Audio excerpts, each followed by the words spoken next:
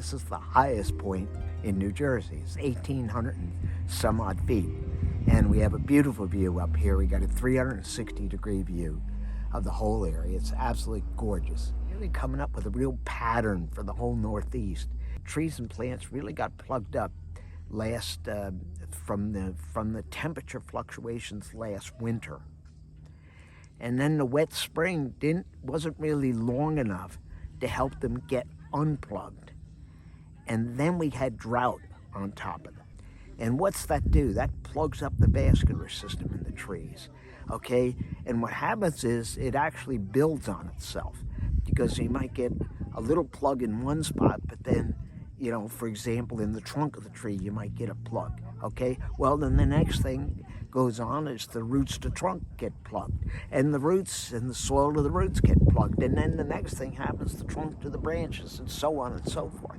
They get plugged up. So then it kind of builds on itself till you get to a point now in September of this year where there's a considerable amount of plugging in these plants. They're making a considerable amount of food, but they can't get it moved around, and and the other thing, they can't even get it out of the leaves to even move around, okay, for the most part, not properly. They get some, but not properly. So the whole idea is to help them get the food and fluid moving around so that they can get back healthy again, and then eventually begin to grow again. And we work with the consciousness naturally of the trees and help them shift that. Again, help them increase that circulation. Oh, and the other thing I want to say is to help them make more food too, because even now they still have their leaves. It's only early September. They still have their leaves, and we can help them make more food so they can drive more circulation to clear those blockages, okay? That'll help clear those blockages quicker and get better food distribution right now.